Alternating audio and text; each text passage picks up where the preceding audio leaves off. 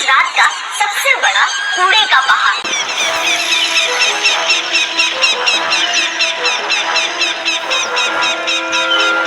और इसके ठीक सामने लोग रहते हैं। ऐसा अहमदाबाद की पब्लिक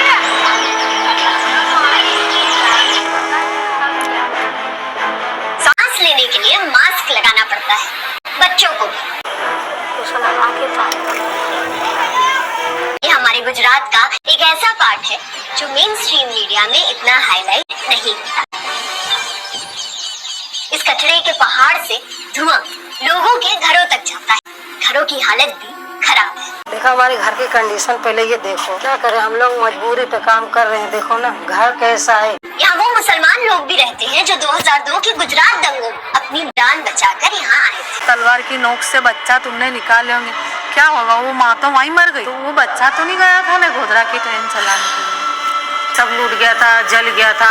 मैं तीनों बच्चे लेके भागी। ये है मोदी जी की पतंग जो हवा में आपको उड़ती हुई दिखेगी। जहरीले पहाड़ पर पहुंचे, यहाँ की सच्चाई को आप तक पहुँचा। उसको इतना सारा मुँह करके इधर रख रहे भपोड़ा बजाता है। जैसे भपोड़ा बजाते तो जीता था इंसान।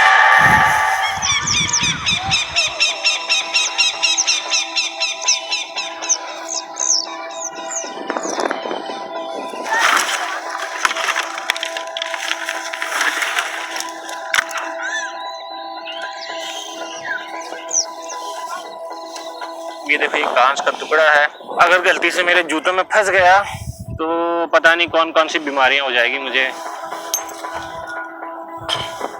ये एक सीढ़ी रखी हुई है यहाँ पे, ये देखो ओनली लव लिखा है इस पे। जूतों की क्या हालत हो गई है, इतना कचरा है यहाँ पे। देखो जरा कितनी धूल है यहाँ पे। यह पुराना डंपिंग ग्राउंड जहाँ अहमदाबाद शहर का कचरा आता है। लोग इसे कचरा पेटी कहते हैं।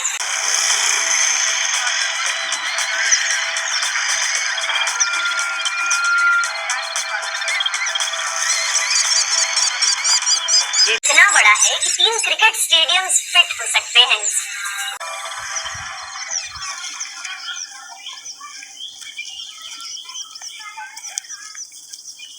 ये वो कचरा है जो सालों से, हो सकता है 10-20 साल हो गए ये कचरा यहीं पड़ा हुआ है।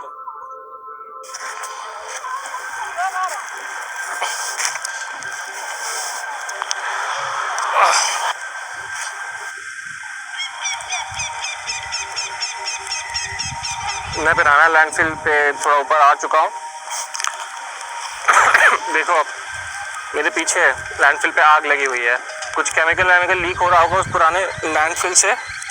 तो ये देखो आप कैसे आग निकल रही है उसमें से।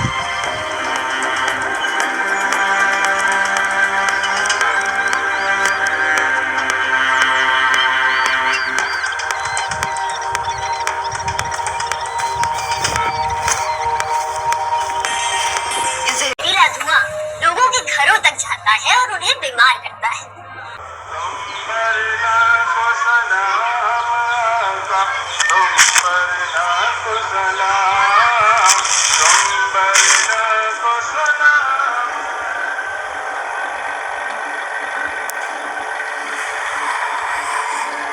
मेरे को सांस की बहुत तकलीफ है और सांस ये मशीन नहीं थी तब मेरे को आराम मिलता। आपके दिन में मेरे को 3 से 4 बार लेना पड़ता है। यह 13 साल का माहिर जो सांस लेने के लिए मशीन लगा रहा है।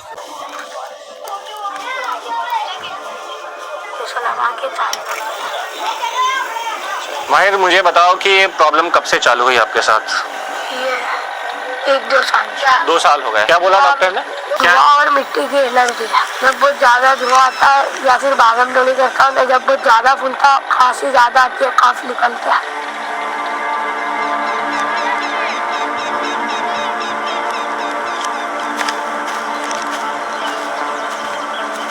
कंटिन्यू 2 महीने से मैं बाहर भी नहीं जा रही, चल ही नहीं सकती मैं। ऐसी कपाइज जैसी जिंदगी हो गई मेरी। कपाइज होता है इसी तरह से पलंग पे पड़ी। हाँ इतना है कि जबान न भी चल रही है, बाकी हाथ पैर खत्म हो गए। कोई खड़ी नहीं रह सकती 10 मिनट में, 10 मिनट क्या 2 मिनट नहीं खड़ी रह सकती। मैंने जिंदगी के हाथ छोड़ दिए। ये है मैडम की दवाई, आप देख सकते हो कैसे ये पहाड़ बन चुका है यहाँ पे। वहाँ कचरे का पहाड़ बनता है और यहाँ दवाइयों का पहाड़ बनता है।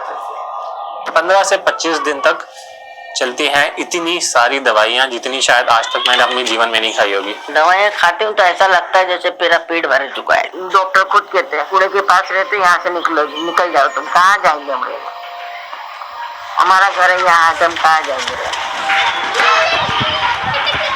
अगर घर से बाहर जा रहे हैं तो इस मशीन का काम ये पंप करता है।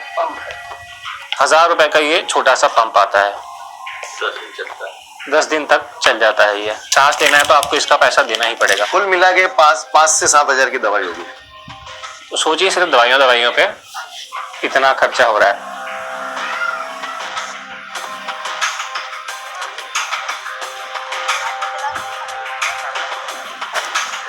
यह है इंडस्ट्रीज का पानी, केमिकल्स वाला, जिससे स्मेल आ रही है अजीब सी। तो यहाँ के लोगों को 24 घंटे ये स्मेल झेलना पड़ता है। वो घर है लोगों के, ये कचरे का पहाड़ है यहाँ इस तरफ, और ये है इंडस्ट्रीज यहाँ पे।